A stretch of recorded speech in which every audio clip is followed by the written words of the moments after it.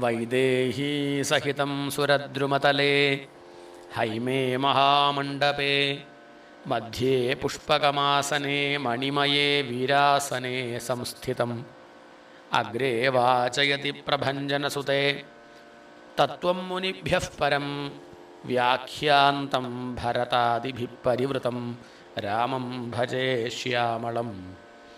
വാമേ ഭൂമിസുതാ പുരസ്തു ഹനുമാൻ പശ്ചാത് സുമിത്രാസുതഃ ശത്രുഘ്നോ ഭരതശ്ച പാർശ്വദലയോർവായുവാദികോണേഷു ച സുഗ്രീവശ്ച വിഭീഷണശ്ച യുവരാട് താരാസുതോ ജാംബവാൻ മധ്യേ നീലസരോജകോമളരുചിം രാമം ഭജേ ശ്യാമളം. രാമനെ പറ്റിയുള്ള പ്രധാനപ്പെട്ട ഒരു കേസാണ് സ്ത്രീവധം ചെയ്തു, താടകയെ കൊന്നല്ലേ.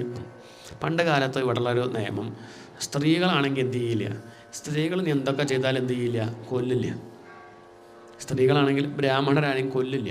ബ്രാഹ്മണർ എല്ലാവരും ചെയ്യണത് ചെയ്തു വെച്ചാലും കൊല്ലേണ്ട പ്രവൃത്തിയാണെങ്കിലും വധശിക്ഷ കൊടുക്കില്ല. എന്ത് ചെയ്യും, നാട് കടത്തുകയുള്ളൂ. അത് ഇവിടുന്ന് അങ്ങോട്ട് മാറ്റും, ഇവിടുന്ന് അങ്ങോട്ട് അടുത്ത പഞ്ചായത്തേക്ക് മാറ്റും. വൈകുന്നേരം ആകുമ്പോൾ അങ്ങോട്ട് വരും ചെയ്യും.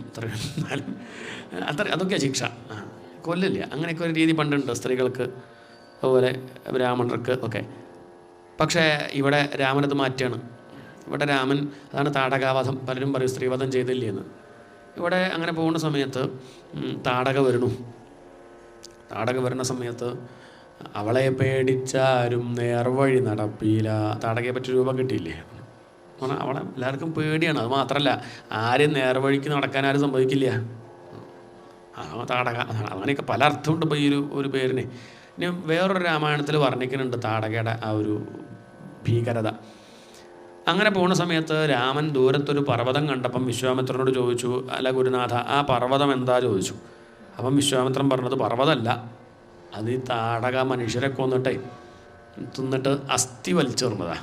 അതങ്ങനെ എറിഞ്ഞെറിഞ്ഞ് എന്തായി മാറി, അതിങ്ങനെ കൂടി കൂടി കൂടി പർവ്വതമായിട്ട് മാറി. അപ്പോൾ അത് നമുക്ക് എന്ത് മനസ്സിലാക്കാം, താടകയുടെ ഒരു രൂപം കിട്ടിയില്ലേ, അവളുടെ ഒരു സ്വഭാവം മനസ്സിലായില്ലേ. ആ താടക വന്ന സമയത്ത് രാമൻ അസ്ത്രം അയക്കണ സമയത്ത് കൂടെയുള്ള ലക്ഷ്മണനോട് പറയാം, ലക്ഷ്മണ, ആ താടകയെ ഞാനൊന്ന് പേടിപ്പിച്ച് വിടാൻ പോവുകയാണ്. എന്താ പറഞ്ഞത്, പേടിപ്പിച്ച് വിടാം. അപ്പം എന്ന് പറഞ്ഞ അർത്ഥം എന്താ വെച്ചാൽ, രാമൻ എന്തേ ഉദ്ദേശിച്ചുള്ളൂ, കൊല്ലണ്ട, സ്ത്രീയല്ലേ, താൻ പഠിച്ചിട്ടുണ്ടേ, സ്കൂളിൽ പഠിച്ചതല്ലേ. അപ്പോൾ എന്ത് കൊല്ലാൻ പാടില്ല, സ്ത്രീവധം പാടില്ല എന്നൊക്കെ പഠിച്ചതല്ലേ. അപ്പം അതുകൊണ്ട് അത് ഉദ്ദേശിക്കുന്നില്ല, ധർമ്മിഷ്ഠനല്ലേ രാമൻ. അതുകൊണ്ട് ഞാൻ തൽക്കാലം ഇവളെന്ത് ചെയ്യാണ്, ഇവളെ ഒന്ന് പേടിപ്പിച്ച് വിടുകയാണ് എന്ന് വഴി മുടക്കാൻ വന്നാൽ ഇവളെ ഒന്ന് പേടിപ്പിച്ച് വിടുക എന്ന് പറഞ്ഞിട്ടാണ് അസ്ത്രം അയക്കണത്. ആ സമയത്താണ് വിശ്വാമിത്രൻ പറഞ്ഞു, പോരാ, പേടിപ്പിച്ചാൽ പോരാ, എന്ത് വേണം, കൊല്ലന്നെ വേണം. ആരാ പറയണത്, വിശ്വാമിത്രൻ. അതാണ്, താൻ പഠിച്ച വിദ്യയും പ്രായോഗിക വിദ്യയും വ്യത്യാസം ഉണ്ടാവും ചിലപ്പോൾ. എന്താണ്, പഠിച്ച പോലെ തന്നെ പറ്റുള്ളൂ പറഞ്ഞാൽ പറ്റുമോ, പഠിച്ച പോലെ തന്നെ അങ്ങനെയല്ല, അങ്ങനെ പറ്റില്ല. ഓരോ ദിക്കിലെത്തുമ്പോൾ ഓരോ സമ്പ്രദായം, അവിടുത്തെ ഔചിത്യം നോക്കി പെരുമാറേണ്ടി വരില്ലേ. ഓരോ നിമിഷവും എന്തോ ചെയ്യണം എന്നുള്ളത് ഇപ്പം നമ്മളാരെയും പഠിപ്പിക്കുമോ, അങ്ങനെ ഒരു ഇതുണ്ടോ, അങ്ങനെ പുസ്തകമുണ്ടോ, ഓരോ നിമിഷവും ഇന്ന ദിക്കിലെത്തുമ്പോൾ എങ്ങനെ പെരുമാറണം, ഇങ്ങനെ ഇരിക്കുമ്പോൾ കറണ്ട് പോകുമ്പോൾ എങ്ങനെ പെരുമാറണം, കറണ്ട് വന്നാൽ അങ്ങനെയൊന്നുമില്ല. അതൊക്കെ ഒരു ഔചിത്യം പോലെ അങ്ങോട്ട് ചെയ്യാന്നല്ലാതെ. അതെന്ന് പറഞ്ഞാൽ അർത്ഥം അതൊക്കെ നമ്മൾ മനസ്സിലാക്കണം. ഇവിടെ എന്താ വെച്ചാൽ രാമൻ പേടിപ്പിക്കാനേ ഉദ്ദേശിച്ചിട്ടുള്ളൂ. വിശ്വാമിത്രൻ പറഞ്ഞു, അവൾ സ്ത്രീയാണോ പുരുഷനാണോ ഷണ്ടനാണോ നോക്കണ്ട, ഒരു ക്ഷത്രിയൻ്റെ ധർമ്മം എന്താ വെച്ചാൽ ഇത്രയും വലിയ അധർമ്മം ചെയ്യുന്നവരെന്ത് ചെയ്യണ്ട, ആനുകൂല്യമൊന്നും വേണ്ട. അത് സ്ത്രീയാണോ പുരുഷനാണോ ഷണ്ടനാണോ നോക്കണ്ട, തല വെട്ടാം, വധിച്ചോളൂ എന്നാര് പഠിപ്പിച്ചു. അപ്പം പിന്നെ ആർക്കും സംശയമുണ്ടോ, ഗുരുനാഥൻ പറഞ്ഞവരെ സംശയിക്കണം. വധിച്ചു. മുനി വചനബലാത് താടകാം പാടയിത്വ. മേൽപ്പത്തൂര് നാരായണീയത്തിലും എടുത്തു പറയും. രാമൻ തൻ്റെ ബലം കൊണ്ടല്ല, പിന്നെയോ മുനി വചനബലാത്, തൻ്റെ ഗുരുനാഥൻ്റെ വാക്കിൻ്റെ ബലം കൊണ്ട് ആരെ കൊന്നു, തൻ്റെ ബലം കൊണ്ടല്ല. ഒരു പുതിയ പാഠം പഠിക്കുകയാണ്. ചിലപ്പോൾ അങ്ങനെ വേണ്ടി വരും. താൻ പഠിച്ചത് മാത്രമല്ല, ചിലത് പ്രയോഗത്തിൽ വരുമ്പം ലേശമൊക്കെ അങ്ങോട്ടും ഇങ്ങോട്ടൊക്കെ വ്യത്യാസം ഉണ്ടാവും. ഇവിടെ സ്ത്രീവധം ഒരു പ്രശ്നവുമില്ല. ഇത്രയും വലിയ വൃത്തികേട് ചെയ്യുന്ന ഇവളെ സ്ത്രീ എന്ന് കരുതി എന്ത് ചെയ്യണ്ട, ഒഴിവാക്കി വിടണ്ട, ചെയ്യാം, കൊല്ലാം. സ്ത്രീ എന്ന് പറഞ്ഞാൽ അർത്ഥം സ്നേഹം, ദയ, വാത്സല്യം, ക്ഷമ, ഇങ്ങനെയുള്ള ഗുണങ്ങളൊക്കെ ഉണ്ടെങ്കിൽ എന്ത് പറയാൻ പറ്റുള്ളൂ, സ്ത്രീ എന്ന് പറയാൻ. ഇത് രൂപം അങ്ങനെ ഏറെക്കുറെ അങ്ങനെ ഉണ്ടെന്നേ ഉള്ളൂ, സ്വഭാവമൊക്കെ വളരെ അപകടമാണ്. അതുകൊണ്ട് സ്ത്രീ എന്ന് പറയാൻ പറ്റൂ. അതുകൊണ്ട് വധിച്ചോളൂ, ഒരു കുഴപ്പമില്ല എന്നാര് പറഞ്ഞു, ഗുരുനാഥൻ. അപ്പം രാമൻ ചെയ്ത് തെറ്റെന്ന് പറയാൻ പറ്റുമോ, കുഴപ്പമില്ല. അങ്ങനെയാണ് ആ താടകാവധം അങ്ങനെ കഴിഞ്ഞു. ധർമ്മഹിംസ തഥൈവച ഇതാണ് പ്രധാനപ്പെട്ടൊരു ആശയമാണ്.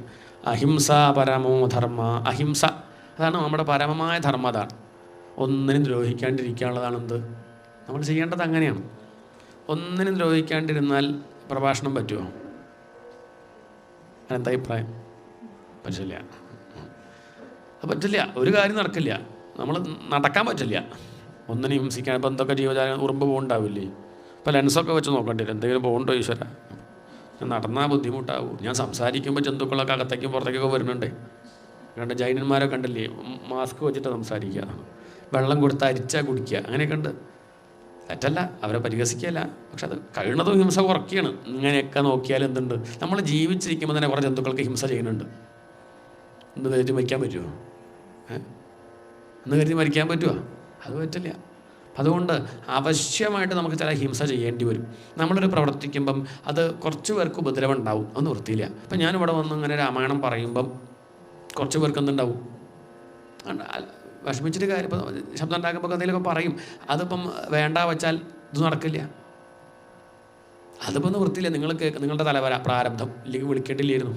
എന്താണ് അത്ര ഇപ്പം അതിനിപ്പോൾ അത്രേ ചെയ്യാനുള്ളൂ. അതൊരു നിർത്തിയില്ല, അത്രയേ ഉള്ളൂ. അപ്പോൾ അതെന്താ വിഷയം വെച്ചാൽ ചിലത് ഹിംസ വേണ്ടി വരും.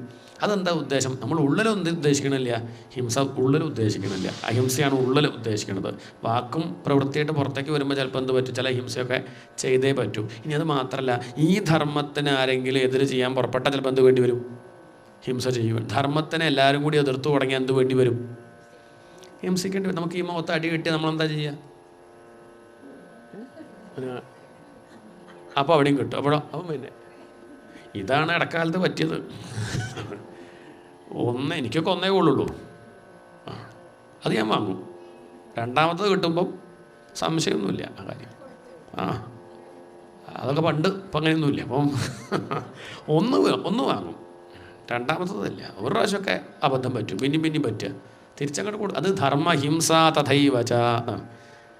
ഇങ്ങോട്ടിപ്പോൾ ഒരാൾ വെടി കൊണ്ടപ്പോൾ പട്ടാളക്കാരൻ, ഇപ്പം എതിർപക്ഷത്തുള്ള ആളിങ്ങോട്ട് പാകിസ്ഥാൻ അങ്ങോട്ട് വെടി വന്നു, നമ്മളെന്താ ചെയ്യുക? കൊള്ളാം അല്ലേ? അങ്ങനെയാണോ? കയ്യിൽ തോക്കുണ്ട്, പാവം. അയാൾക്ക് വെച്ചാൽ അയാൾക്ക് ഭാര്യയും മക്കളൊക്കെ അല്ലേ, പാവം, വേണ്ട. അത് പറ്റില്ല. ഇങ്ങോട്ട് ഉപദ്രവിക്കാൻ പുറപ്പെട്ടാൽ പ്രതിരോധിക്കണം. അതിനാണ് ഇവിടെ നമുക്ക് പട്ടാളക്കാരൊക്കെ അതിനാണ്, പ്രതിരോധ വകുപ്പ് തന്നെ ഉണ്ട്, പ്രധാനമാണ്. അതൊക്കെ എന്തിനാ വെച്ചാൽ എതിർക്കാൻ തന്നെയാണ്. അതൊക്കെ ആവശ്യമാണ്, അവശ്യം ചെയ്യേണ്ടതുണ്ടാവും. ഇപ്പം ധർമ്മത്തിന് അതല്ലേ മഹാഭാരത യുദ്ധമൊക്കെ കാണിക്കണ, കഥ കാണിക്കണമെന്ന് എന്താ, ബന്ധുക്കൾ തമ്മിൽ തന്നെയാണ്. പക്ഷേ നിവൃത്തില്ല, എന്ത് ചെയ്യാൻ പറ്റും? ഒരു കൂട്ടർ ഒരുമിച്ച് അധർമ്മം ചെയ്യാൻ പുറപ്പെട്ടാൽ അവരെ നിലയ്ക്ക് നിർത്താൻ എന്ത് വേണ്ടി വരും? കുറച്ചൊക്കെ ഇല്ലാണ്ട് പറ്റും. നമ്മൾ വികൃതി കാണിച്ചാൽ കുട്ടികൾ വല്ലാണ്ട് വികൃതി കാണിക്കുമ്പോൾ എന്ത് ചെയ്യേണ്ടി വരും? ചിലപ്പോൾ രണ്ട് കണ്ടുരുട്ടും, രണ്ട് വർത്തമാനം പറയുന്നിട്ട് നിൽക്കണം. ചിലപ്പം എന്താ മിണ്ടാത്തത്? അപ്പം വയ്യാലേ, ഇപ്പം അടിച്ചാൽ കഴിഞ്ഞു കഥ. എന്തായാലും എഴുതി വെച്ച് കണ്ടിച്ചാടേ മാവിൻ്റെ മുകളിൽ തൂങ്ങി ചെയ്താൽ കഴിഞ്ഞില്ലേ കഥ. പണ്ടൊക്കെ ഒരു പുറത്താക്കിയാലും പണ്ടൊന്നും കുഴപ്പമില്ല. എത്ര പേര് അങ്ങനെ നേരെയായവരുണ്ട്, എത്രയോ പേര്. ബോംബെയിലൊക്കെ വലിയ ബിസിനസ്സുകാരൊക്കെ അന്വേഷിച്ച് നോക്കൂ. പണ്ട് 1986 നാട് വിട്ടതാണ്, അങ്ങനെ 64 നാട് വിട്ടു. അങ്ങനെ അങ്ങോട്ട് പോയി അവിടുത്തെ വലിയ കേമന്മാരായി. മരിക്കൊന്നുമില്ല, അങ്ങോട്ട് പോകും. അത് അവിടുത്തെ വലിയ ആളെ അങ്ങനെയാണ് ഉണ്ടാവുക. അങ്ങനെ നാട് വിട്ടവരൊക്കെ പണ്ട് അങ്ങനെ പുറത്താക്കിയാൽ പോലും കുഴപ്പമില്ല. ഇന്ന് അങ്ങനെയല്ല. ഇന്ന് അമ്മമാർക്കൊക്കെ പേടിയാണ് മക്കളോട് സംസാരിക്കണം. ഒന്നും പറയാൻ വയ്യതിൽ എന്തെങ്കിലും പറഞ്ഞാൽ ബൈക്ക് എടുത്ത് അങ്ങോട്ട് പോവായി. എന്താ ചെയ്യ? ഒന്നും അല്ലേ, വല്ലാത്തൊരവസ്ഥ. അതൊക്കെ മാറാനാണ്. ഇതൊക്കെ വായിക്കണം, ഇതൊക്കെ കേൾപ്പിക്കണം. കുട്ടിക്കാലത്തെ പറയാൻ കാരണം ഈ ജാതി ഒന്നും അമ്മയെ പറ്റി അറിയില്ല, അച്ഛനെ പറ്റി അറിയില്ല, അവരുടെ ഉള്ളിലുള്ള ഭാവം മനസ്സിലാക്കണില്ല, അവരുടെ സ്നേഹം തിരിച്ചറിയാനുള്ള ശേഷിയില്ലാണ്ടിയായി. ഇങ്ങനെ ഒന്നും അറിയാത്തൊരു തരം എല്ലാവരും രാക്ഷസന്മാരായ വയ്യ. അപ്പോൾ അപ്പോഴാണ് ഒരു മനുഷ്യനാവേണ്ടത്, ഒരു മനുഷ്യത്വം ഉണ്ടാവണ്ടേ. അപ്പോൾ ഇതൊക്കെ ഒന്ന് മനസ്സിലാക്കാൻ സാധിക്കാനുള്ളത് ചെറിയ കാര്യമല്ല. അതിനാണ് ഇപ്പോൾ ഇതൊക്കെ കേൾക്കുന്നതും വായിക്കുന്നതൊക്കെ. അപ്പോൾ അതാണ് താല്പര്യം. ധർമ്മഹിംസ ആണ് അത്. ധർമ്മഹിംസ ചെയ്ത് കഴിഞ്ഞാൽ എന്ത് വേണ്ടി വരും? തിരിച്ചും അഹിംസ പരമമായ ധർമ്മം എന്ന് പറഞ്ഞിരിക്കാൻ പറ്റില്ല, എതിർക്കേണ്ടി വരും. അതാണ് ഇപ്പോൾ ഇവിടെ രാമൻ ചെയ്തത്. അതുകൊണ്ട് അത് തെറ്റായിട്ട് പറയാൻ വയ്യ. അങ്ങനെ പോകുന്ന സമയത്താണ് ഗൗതമൻ്റെ ആശ്രമം. ആരുടെ? ഗൗതമ മുനിയുടെ ആശ്രമം. ആ ആശ്രമത്തിൽ അവിടെ ഗൗതമ മഹർഷി പോയി. അഹല്യ അവിടെ അങ്ങനെ തപസ് ചെയ്യാണ്. ആരാണ് അഹല്യ? അഹല്യ പറഞ്ഞാൽ നമ്മൾ അധ്യാത്മരാമായണം നോക്കിയാൽ അഹല്യ കല്ലായി എന്നാണ് പറയുക. എന്തായി ഇവിടെ കല്ലായി എന്നില്ല. ഇവിടെ അഹല്യ തപസ് ചെയ്തുകൊണ്ടിരിക്കുകയാണ്. ഗൗതമ മഹർഷി ശപിച്ചത് എന്താ വെച്ചാൽ നിന്നെ ആർക്കും കാണാൻ പറ്റില്ല. അതാണ് നീ ഇവിടെ അങ്ങനെ കാറ്റും മഴയും വെയിലും കൊണ്ട് അങ്ങനെ തപസ് ചെയ്തിരിക്കുക. അല്ല ഇരിക്കട്ടെ പറയണില്ല. അത് അധ്യാത്മരാമായണം. ആത്മീയരാമായണം പറയുന്നത് നീ ഇങ്ങനെ തപസ് ചെയ്തിട്ട് എന്താവട്ടെ, എൻ്റെ ഉള്ളിലുള്ള ആ കാമവാസന അങ്ങോട്ട് പോട്ടെ, ഉള്ളിലുള്ള ഈ ഒരു കാമവാസന പോയി ശുദ്ധമാവട്ടെ എന്നാണ് ശപിക്കുന്നത്. അങ്ങനെയാണ് അവിടെ അഹല്യ ഇങ്ങനെ ഇരിക്കുകയാണ്. അങ്ങനെ ഇരുന്ന് ഉള്ളിലുള്ള ആ ചീത്തത്വം പോകാൻ വേണ്ടി അവൾ ഇങ്ങനെ ഇരുന്ന് തപിക്കുകയാണ്, തപസ് ചെയ്യാണ്. പറ്റിപ്പോയി താൻ ചെയ്ത അബദ്ധം പറഞ്ഞിട്ട്. അപ്പോഴാണ് നമുക്ക് മനസ്സിലാവുന്നത് വാൽമീകി രാമായണത്തിൽ ശരിക്കും പറയുന്നുണ്ട്. അധ്യാത്മരാമായണത്തിൽ അഹല്യ കുറ്റക്കാരിയാന്ന് ആര് പറയണില്ല, എഴുത്തച്ഛൻ പറയണില്ല. അപ്പോഴാണ് നമുക്ക് സംശയം ഗൗതമൻ എന്തെങ്ങനെ ചെയ്തു എന്നൊക്കെ തോന്നും. ഇനിയിപ്പം വാൽമീകി രാമായണം നോക്കുക, അവിടെ എന്താ കഥ വെച്ചാൽ ഈ ഗൗതമ മുനി പോയ സമയത്ത് ആര് വന്നു? ഇന്ദ്രൻ എങ്ങനെ വന്നു? ഇന്ദ്രൻ്റെ വേഷത്തിലല്ല.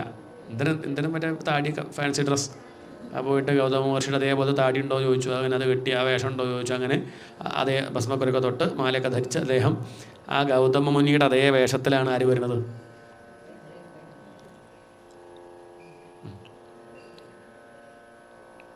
അങ്ങനെ വന്നു.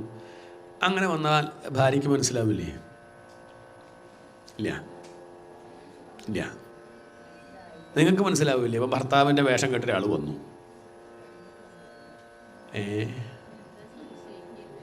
ഒരു സംശയവും ഇല്ല, ഭാര്യയ്ക്ക് മനസ്സിലാവും, അതിലൊരു സംശയവും ഇല്ല. അത് മനസ്സിലാവാണ്ടിരിക്കുന്നില്ല. ഇപ്പം എന്തൊക്കെ വേഷം കെട്ടിയാലും മനസ്സിലാവാണ്ടിരിക്കുന്നില്ല. ഇത് ഇവർക്ക് മനസ്സിലായിട്ടുണ്ട്. ഇനി വാൽമീകി രാമായണത്തിൽ പറയുന്നത് അഹല്യയ്ക്ക് മനസ്സിലായി ആര്? ഇന്ദ്രനാണെന്ന് മനസ്സിലായി. അങ്ങനെ അഹല്യയെ പ്രാപിച്ചു. അഹല്യ തിരിച്ചു പോകുമ്പോൾ പറയും ചെയ്തു, ഇനി ശ്രദ്ധിക്കണം കേട്ടോ, ഇപ്പം ഗൗതമ മഹർഷി വരേണ്ട സമയമായി, അങ്ങ് ഗേറ്റിൽ കൂടെ പോകണ്ട, ഈ മതിൽ ചാടിക്കോളൂ എന്ന് പറഞ്ഞ് അഹല്യ ടോർച്ച് അടിച്ചു കൊടുത്തു. ടോർച്ച് അടിച്ചത് പറയണില്ല. എന്തായാലും അങ്ങനെ ആര് ചാടിപ്പോയി? ഇന്ദ്രൻ. ഇനി അങ്ങയുടെ കാര്യം നോക്കിക്കോളൂ, ഞാൻ എൻ്റെ കാര്യം നോക്കിക്കോളാം, അങ്ങ് സന്തോഷമായിട്ടിരിക്കണം, പ്രശ്നമൊന്നും ഉണ്ടാവരുത് എന്നൊക്കെ ആര് പറയണ്? അഹല്യ. അങ്ങനെ ഇന്ദ്രൻ ചാടുമ്പോഴേക്ക് ആര് വന്നു? പരിഭ്രമിച്ച് പോവുകയാണ് ഇന്ദ്രൻ. പരിഭ്രമം ആർക്കേ ഉണ്ടാവും? വേണ്ടാത്തത് ചെയ്യുമ്പോഴേ പരിഭ്രമം ഉണ്ടാവുള്ളൂ.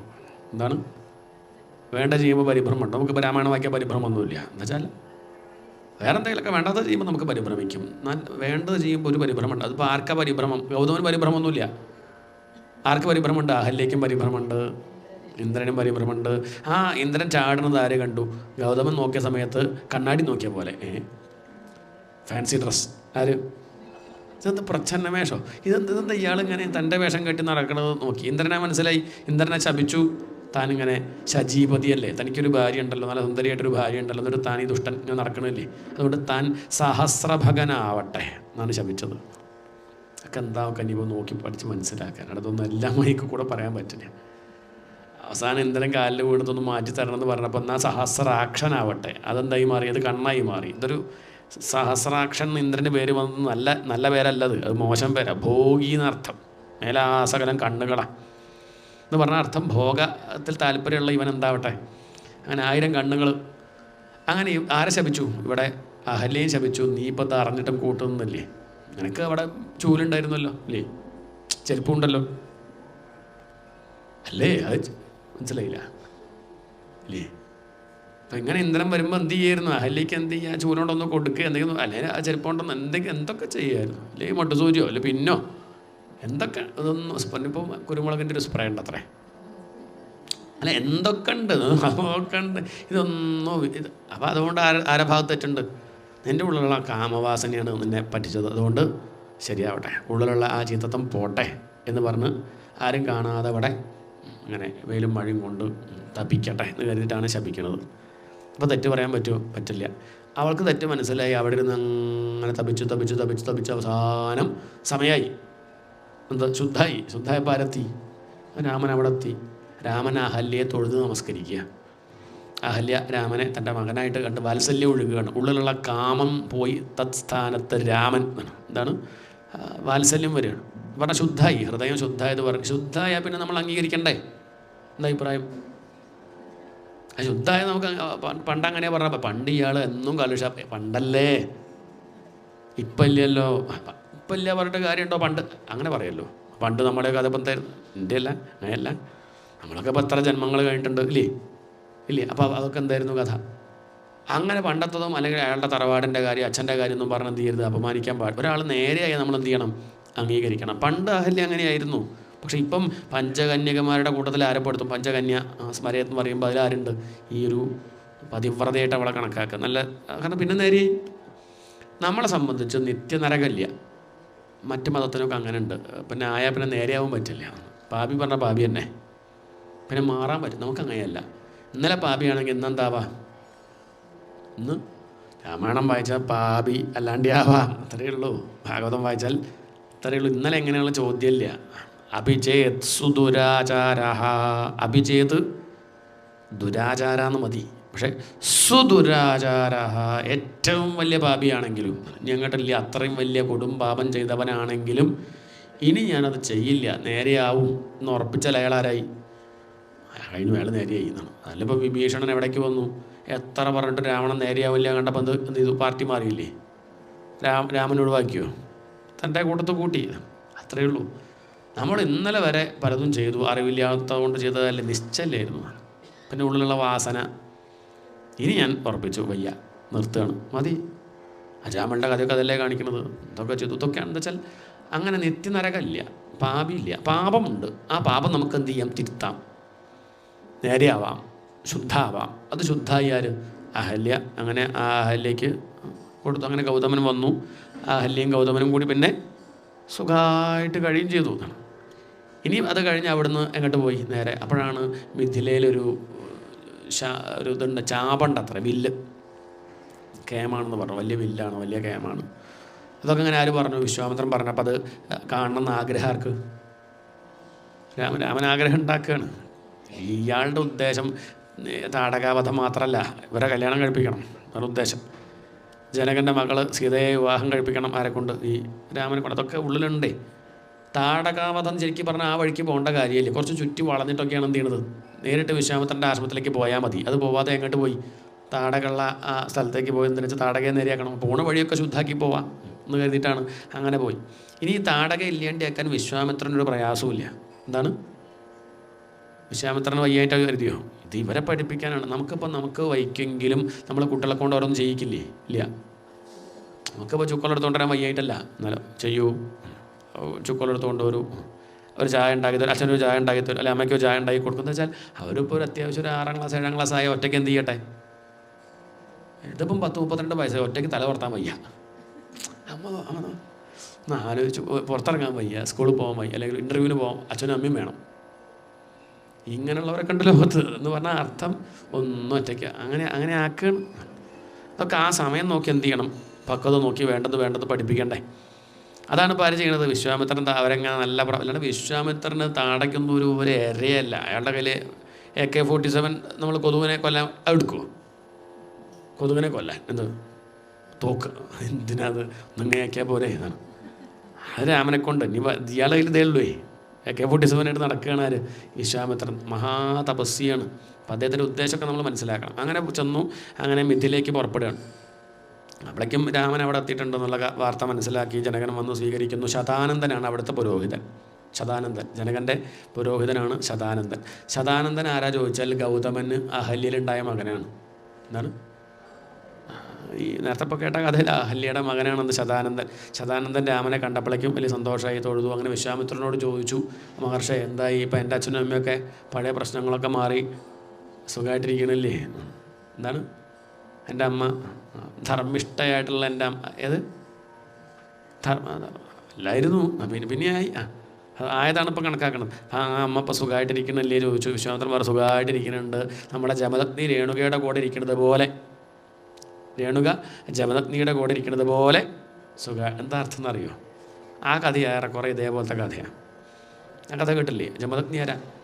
പരശുരാമൻ്റെ അച്ഛൻ. രേണുക പരശുരാമൻ്റെ അമ്മ. എന്തുണ്ടായി? വെള്ളമെടുക്കാൻ പോയപ്പം ഗന്ധർവന്മാർ അവിടെ നിന്നോ ഡാൻസ് കളിക്കുമ്പോൾ അങ്ങനെ നോക്കി വന്നു. എന്തൊരു സൗന്ദര്യ, ഗന്ധർവന്മാർ നോക്കും, എന്തൊരു അങ്ങനെ കുറച്ചേരം നോക്കി വന്നു. ആ നോക്കി വന്നപ്പോൾ എന്തായി? മനസ്സുകൊണ്ട് പാതിവ്രത്യം തെറ്റിച്ചു. മനസ്സുകൊണ്ട് കേട്ടോ, അല്ലെങ്കിൽ മനസ്സാണല്ലോ, ശരീരം കൊണ്ടുള്ളതല്ല. മനകൃതം കൃതം രാമ ന ശരീരകൃതം കൃതം. യോഗവാസിഷ്ഠം അവിടെ വസിഷ്ഠൻ പറയുന്നുണ്ട്, മനകൃതം കൃതം രാമ മനസ്സുകൊണ്ട് ചെയ്യുന്ന കർമ്മമാണ് കേട്ടോ കർമ്മം, ശരീരം കൊണ്ട് ചെയ്യണതല്ല. ഉദാഹരണം പറഞ്ഞതെന്ന് വെച്ചാൽ, ശരീരം കൊണ്ട് ഇപ്പോൾ നമ്മൾ ഇപ്പോൾ കെട്ടിപ്പിടിക്കണു, ആരെ? മകളെയും കെട്ടിപ്പിടിച്ചു, ഭാര്യയും കെട്ടിപ്പിടിച്ചു, രണ്ടും കെട്ടിപ്പിടിക്കൽ തന്നെ കേട്ടോ, കർമ്മം ഒന്ന് തന്നെയല്ലേ.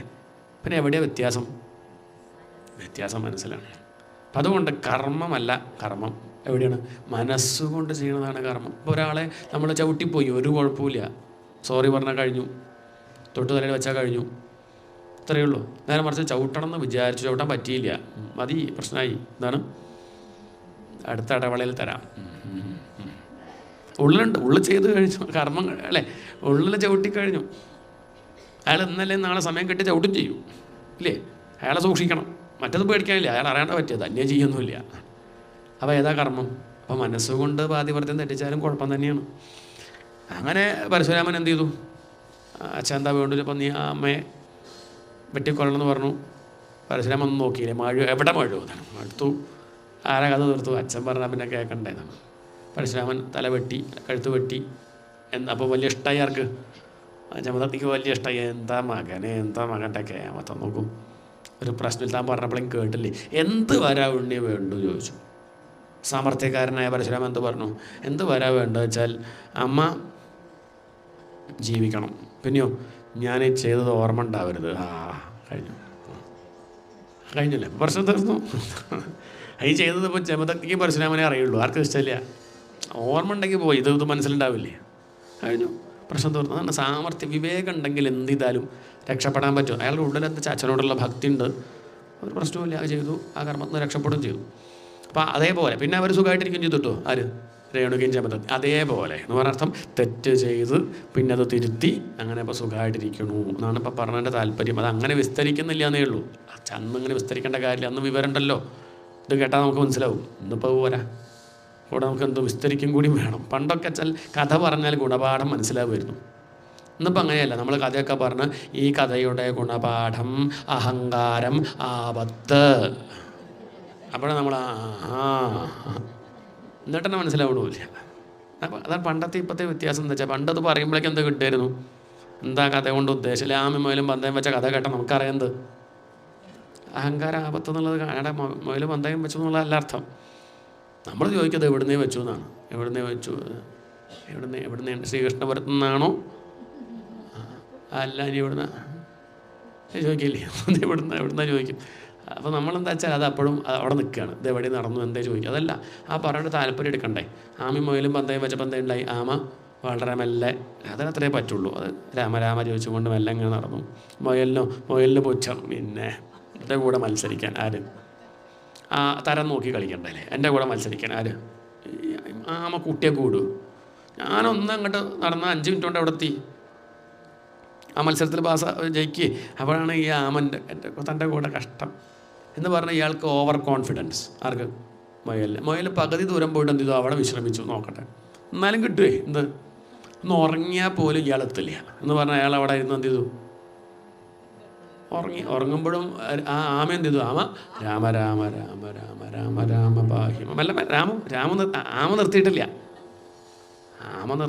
നിർത്തിയാൽ പോയിട്ടോ ലേശേ ഉള്ളെങ്കിലും കുറച്ചായിട്ട് രാമായണം മുഴുവൻ വായിച്ചിരുന്നു. അല്ലെ കുറേശ്ശെങ്കിലും എന്തെങ്കിലുമൊക്കെ ഉള്ളതായല്ലോ അതാ വേണ്ടത്. അപ്പം അങ്ങനെ കുറേശ്ശെ മെല്ലെ നടന്ന് അവസാനം എവിടെ എത്തി? അതെത്തി അവസാനം മുയലം കണ്ടെന്തോ ചക്ക വീണപ്പോൾ ഉണർന്നു നോക്കുമ്പോൾ എന്താ കഥ വെച്ചാൽ എവിടെ എത്തി? ആമ ഇപ്പം അങ്ങോട്ട് എത്തും. ഇനിയിപ്പോൾ എത്ര ഓടിയാലും മുയലിന് എവിടെ എത്തില്ല. മുയൽ ഓടി നോക്കി, അവിടെ എത്തുമ്പോഴേക്ക് ആര് ആ റിബൺ പൊട്ടിച്ചു? ആമ പൊട്ടിച്ചു. ആമയ്ക്ക് പൊന്നാടണിയിച്ചു, ആമയ്ക്ക് ട്രോഫി കൊടുത്തു. അങ്ങനെയൊക്കെയാണ് കഥ അല്ലേ? ആ കഥ കേട്ടില്ലേ? അപ്പം ഈ കഥയുടെ താല്പര്യം ഇപ്പം എന്താ? താല്പര്യം